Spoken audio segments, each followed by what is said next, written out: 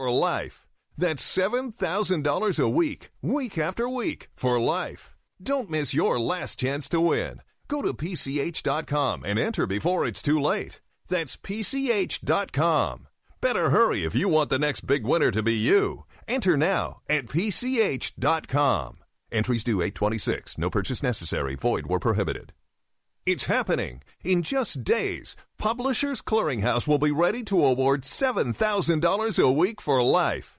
That's $7,000 a week, week after week, for life. Don't miss your last chance to win. Go to PCH.com and enter before it's too late. That's PCH.com. Better hurry if you want the next big winner to be you. Enter now at PCH.com. Entries due 8/26. No purchase necessary. Void where prohibited.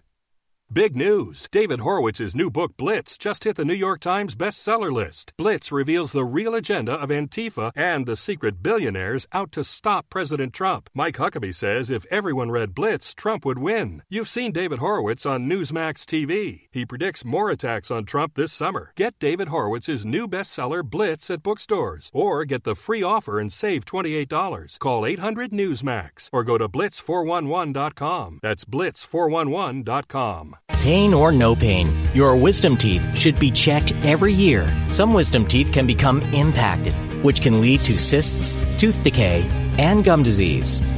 Wisdom teeth can cause crowding, painfully damaging adjacent teeth.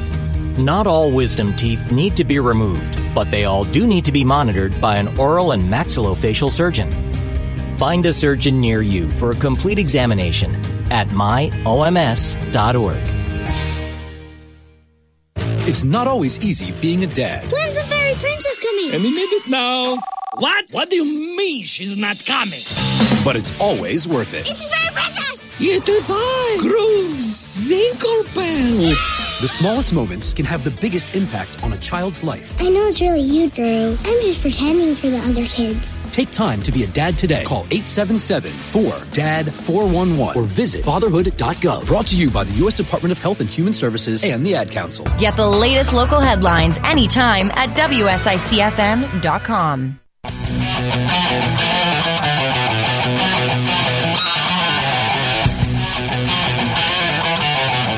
Brother, start cleaning those tires up. Don't green this time. Remember, they fan out down there, so protect that bottom. Sunday drive. All right, boss man. Hey, car's off. Be ready. Bud, be ready. Gas that bitch up. Ready. Green flag. Green.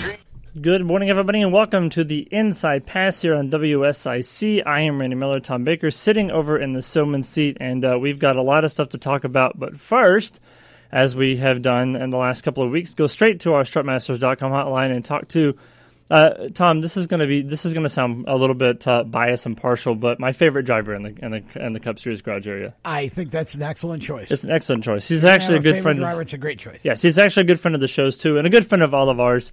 Driver of the Wood Brothers, number 21, Matt Dibenedetto joins us this morning. Good morning, Matt. Thank you so much for taking some time out to join us this morning. Yeah, absolutely. Thanks for having me on, and I appreciate that choice. That means a lot. We like that choice. Well, you know how I feel about you. You've always been a friend of the show. You've been great to the show for the last several years, so we thank you so much for that. But so this morning, I drug out my Hot Wheels, and I sat here, and I tried to figure out how you went from 18th to 3rd at Kentucky, and I can't figure it out even with my Hot Wheels. So maybe you can help me out and figure out how the heck you got from 18th to 3rd in those final couple of laps at Kentucky on Sunday. I don't know. I'm actually still trying to figure out the same thing myself, so I don't know if there's a good answer. Maybe I think it might have been out of anger, possibly.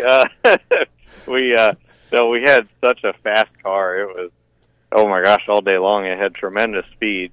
So that just makes my job a lot easier when you unload with no practice, no nothing.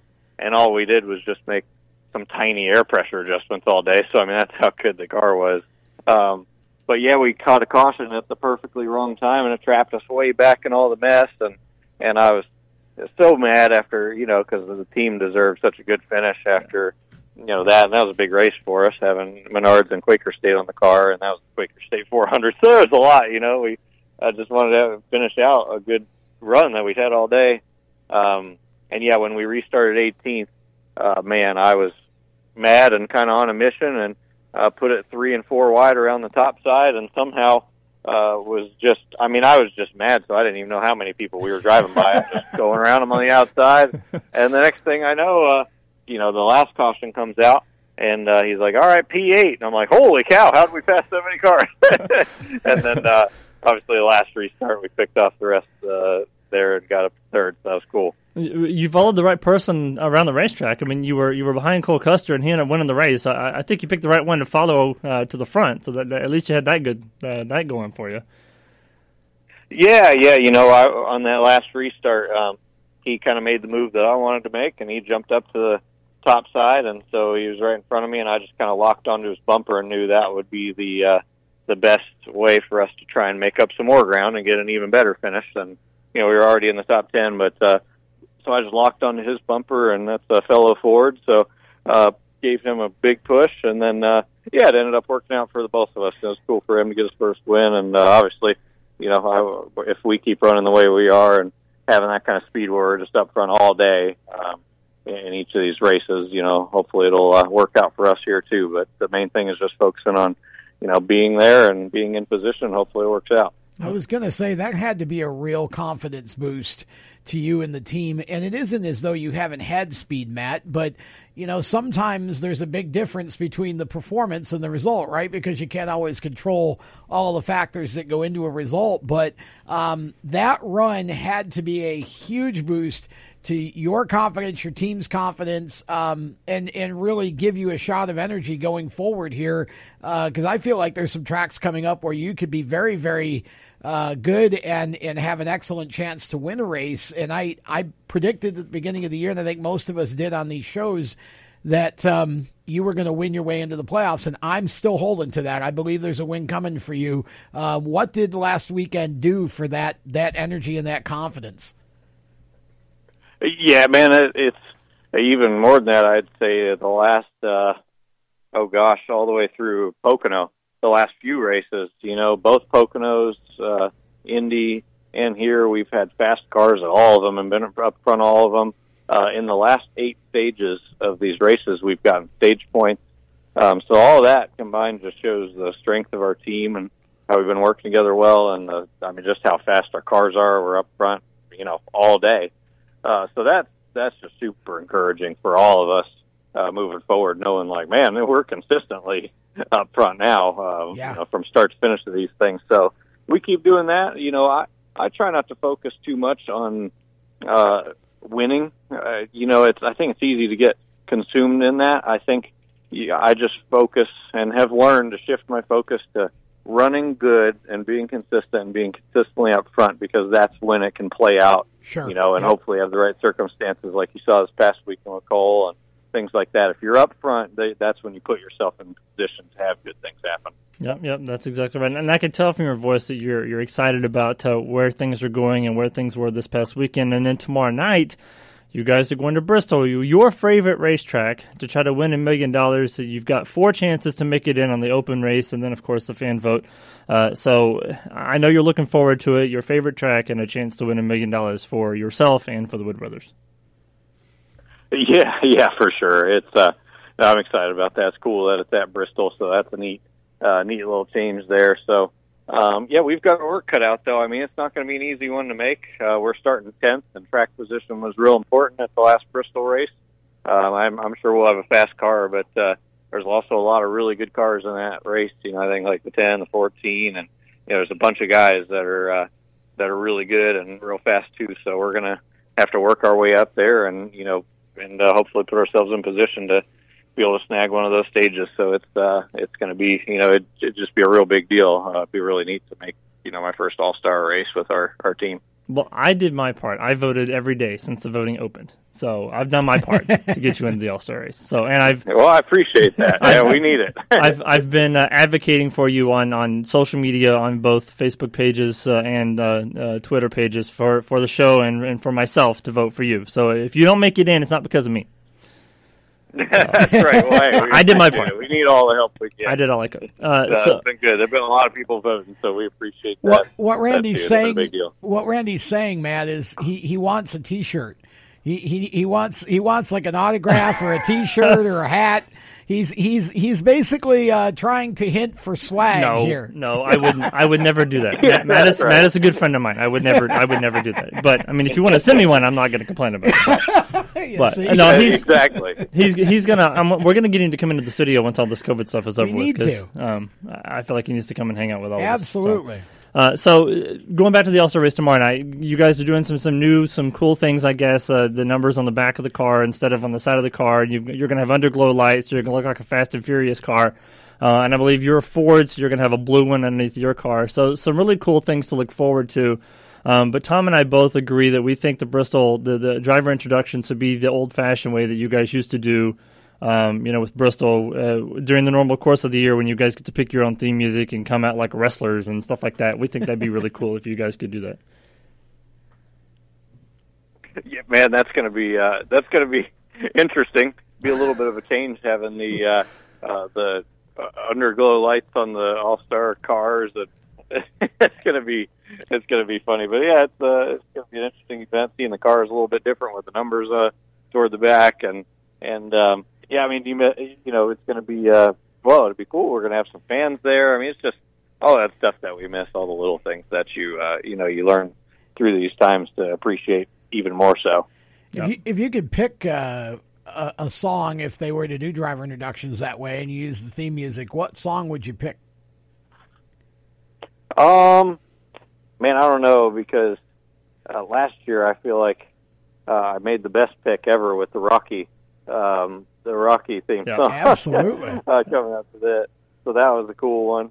But man, I don't know. I'd have to think on that one for this year because I really set the bar kind of high last year.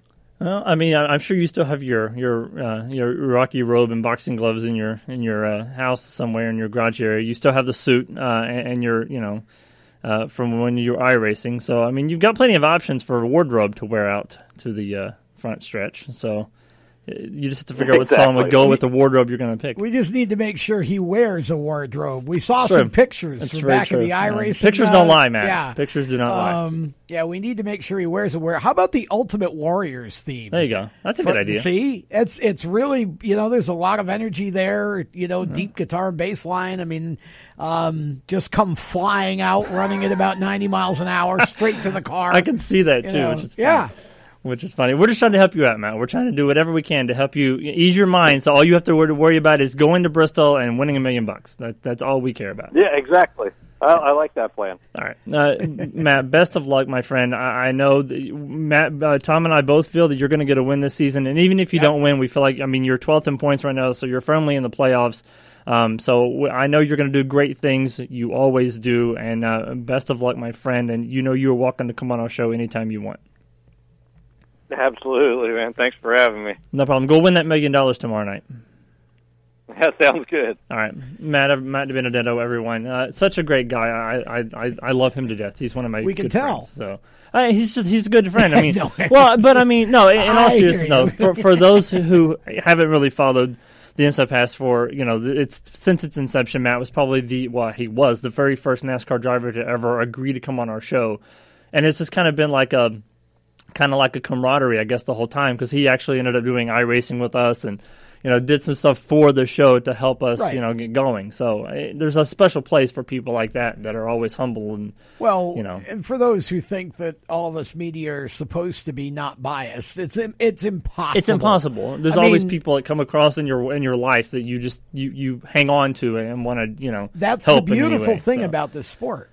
Yep. It becomes family. It becomes like a big fraternity, and it's something you don't see in the other sports because you have access to these guys that, the drivers and the teams and whatever. In this sport, you have access to them even at your local track level. You don't. Even at your local baseball game level, you can't go into the locker room and chill out and have dinner with the players. You just can't do that. So it's just always interesting. And I've known Matt since he was 15 when he first came over from California running the UARA series late models.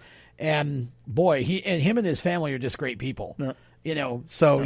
I'm thrilled to that run. I was as happy for Matt as I was happy for Cole. Yeah, exactly. On Sunday, because I really, both of those drivers and both of those teams needed that. Yeah, that's for sure. It was a busy weekend in all of the world of motorsports. I mean, we talked about Cole Custer getting his first career win and a wild finish in the NASCAR race, which continues to prove that NASCAR's batting 1,000 in terms of great races, because Kentucky was just great. Yep. All the way around. And even, all of the races all weekend long was great. We had Austin Cindric win last weekend at Indy, and then didn't he sweep both races? Cindric. He won both races. He won both. He did. Yeah. I was going to say, didn't he win both races? Here's the Jacob Seelman stat of the weekend. You ready? Okay. Yes. If your last name did not start with the letter C, you did not win a darn thing at Kentucky. Austin Cindric with a C won both Xfinity races. Very true. Sheldon Creed with a C won the truck race, and Cole Custer, 2 C's for a double word score, if you're scrabbling, ended up winning the Cup race. So if your name did not start with a C, you did not win anything at Kentucky in the NASCAR National Series. Only Jacob Seelman could come up with a stat like that. Well, he didn't. I did. Oh, okay. I just said. Oh, you mean I went a Jacob Seelman-esque? Yes, type Jacob of Seelman-esque. No, I came up with that one. Good job. Thank you. That's way too much time on your hands. In the F1 world, Lewis Hamilton continued his winning ways as he went back to victory lane again. And then in IndyCar, we almost had a Dixon 4-peat, but Felix Rosenqvist ruined that for him. So now he's 3 for 4. Man, I'll tell you what, that IndyCar race, these car, it's the road course racing at the IndyCar level isn't always about side-by-side passing and excitement. Sometimes about strategy. In this case, you ended up with a lot of youth at the front of the field with Scott Dixon mixed in. Exactly. It's like he's older than all of the kids combined, I think. You're going to have it's like you're going to have a Catholic service and you got 4 priests that have just been made priests, 20 minutes ago, and the Pope. And they're all going to split doing the service, right? Right. And, but these guys, these young drivers, Pato O'Ward should have won that race. Yeah. And I firmly believe if it weren't for Connor Daly, he probably would have. But that's all a part of it. You can't blame Connor because Connor's running his own race and doing what he's got to do. But I think it was having to deal with Connor Daly that really messed up Pato's last few laps there. But Rosenqvist was just hot. I mean, he was flying.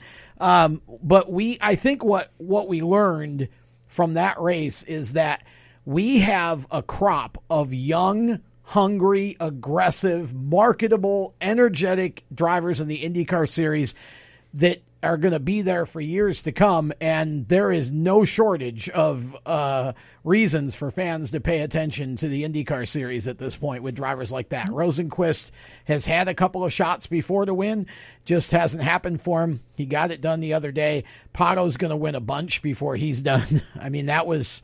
it was a good race. It was a very good race. I think they also proved that having double headers, even on the IndyCar side of things, which they've done before, but it works in all of motorsports if you just do it correctly. And I think that's what's going to help, with scheduling in the future is knowing that, okay, we can go to the same track and run 2 races in a row back to back on consecutive days, get more races into the schedule, but still not make the schedule longer. Because I think that's what basically the concern is that nobody wants to run 50 weeks out of the year. They want to run their same 38 weeks or whatever and still be able to have some time off, but having double headers as well. NHRA also started their season this past weekend. No John Force Racing in the field for various reasons, but Steve Torrance and Matt Hagan went to victory lane, and they do what they always do, which is win. So I watched a little of the NHRA stuff, and it was good. I mean, it was nice to see the NHRA guys back back going again. So we mentioned with Matt tomorrow night the All-Star race in Bristol. For the very first time, they're trying different things. Matt mentioned the numbers on the back of the back quarter panel of the doors. to allow more sponsor room. It actually just makes the graphics, some of the sponsor logos and stuff look a little bit better because they have more room to make them wider and bigger. Yeah. But the biggest, I guess, controversial topic is the glow sticks or glow bars or whatever you want to call them. That's the underglow is what they call them. Yeah. That's going underneath the race cars to make them, I guess, stand out a little bit more. Jacob told us on Thursday that they're done by brand. So manufacturer. Ford's going to be blue, Chevy is amber, Toyota is red. I don't think it makes a difference. I actually think it'll look cool at Bristol, but I'm an optimistic person who just wants to see us try new things. Why not? What's the harm in trying something? I'm kind of ambivalent. I'm open to seeing what it looks like. Yeah. I have the feeling it's just going to look silly when you get X number of them. I'm waiting on them to fall out and get run over on the racetrack, but yeah. But I don't. I'm open to the idea of having them, but I'm really excited about the race being at Bristol. That this should be a short track throwdown. You should have to fight for $1 million, and right. I feel like at Charlotte, in this day and age with the cars that we have, the package we have, there's just no fight anymore. Right. It's not the old, all-star million that it used to be back in the day when they were fighting when to Rusty win, Wallace spun Darrell out, or Davey and Kyle crashed coming to the line, or whatever have you, past the repass in the grass or whatever you want to call it. It just isn't the same anymore, and I think Bristol is going to be a much better venue, and if we can kind of get all of this COVID out of the way and get back to normal, I think you go to Bristol and you have a full grandstand of fans. The noise will be incredible. You hype it up, you do it right, and the drivers understand we're shooting for $1 million, but we got to put on a show. I think you're going to see that. I think this is sort of a preview of what the new series that Tony Stewart and Ray Evernham are starting could actually be for 6 weeks, 6 Saturdays next year as an IROC type, series. Yeah. So what Tom was talking about, Tony Stewart made an announcement yesterday that he, along with Ray Evernham and the old CEO of NASCAR, I can't think of his name off the top of my head, but anyway. Fine. Yeah, they created a brand new series that they're going to debut in 2021 called the SRX. It's Superstar Racing Experience. Which basically is essentially IROC, but it's going to be a whole nother different take on the IROC series because they're not actually going to run the NASCAR tracks. They're actually going to come up with different tracks that they're going to run at. I've seen some of the races on the schedule are going to be Eldora, Knoxville. Those are the ones they want. They haven't. There actually is somewhere I saw this morning. There was actually a list of the tracks that have been confirmed. Oh, okay. They're doing. I know Five Flags was on the wish list. Five Flags is on there. New Smyrna was on there.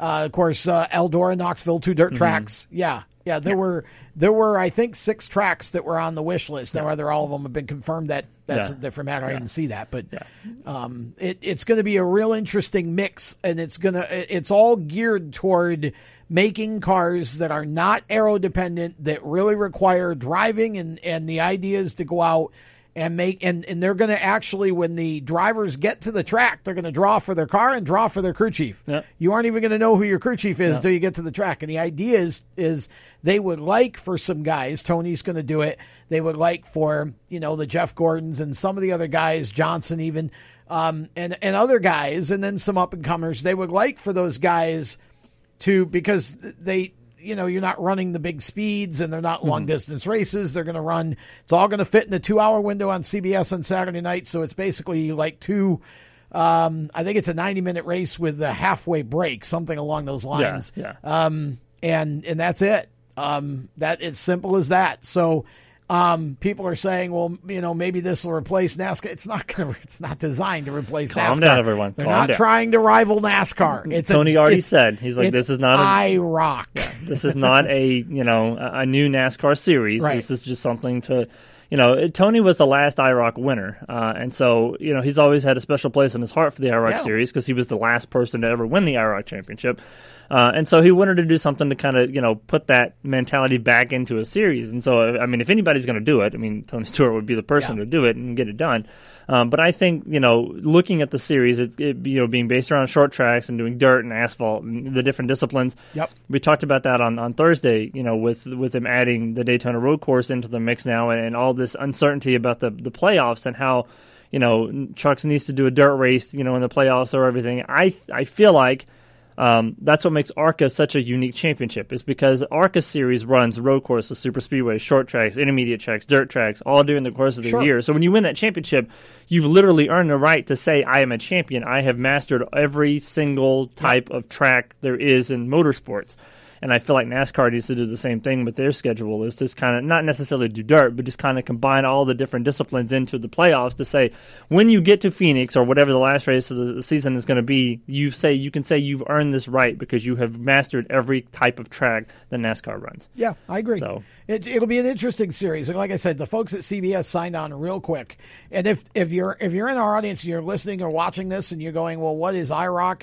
Just go to YouTube. There's videos all over the place. International Race of Champions. Back in the day, they used to get 2 or 3 Formula One guys, 2 or 3 IndyCar guys, 2 or 3 NASCAR guys, and a couple of road course like IMSA guys, and put them together, and they would run a series and run different tracks. There'd be 4 NASCAR tracks. It was usually Daytona, Talladega, and whatever other 2 tracks. Yeah, and they would run a couple road courses. Michigan, and whatever. I think, is one of them. So this is the same idea in a modern take done with short tracks. Yeah. So to me, this is, and I've been saying on these shows for months, it's time to bring IROC back. Well, it's funny that they're doing it not exactly the way I envisioned it, but this could be it's a short track IROC using big name drivers. But they are talking about the only thing I think is interesting is they're only starting 12 cars at a time. So we'll have to see how all that plays out, because I don't know how you get.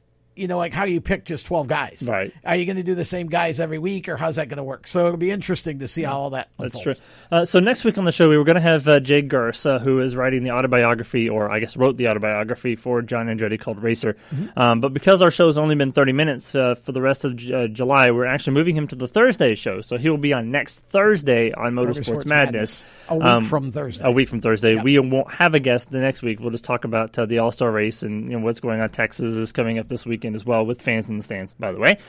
So we'll have a kind of like a recap, and then Nick DeGroot will join us in 2 weeks. Yep. And so we'll see what happens after that. So Thursday on who do we have anybody? Yeah, we have a full house on Thursday. We have Joe Valento and Bryce Bezanson from the Midwest, and then we also have Kelly Byers, right? Kelly Byers. Yeah, there you go. All right. So we'll see you guys Thursday on Motorsports Madness. Have a great weekend. Yeah.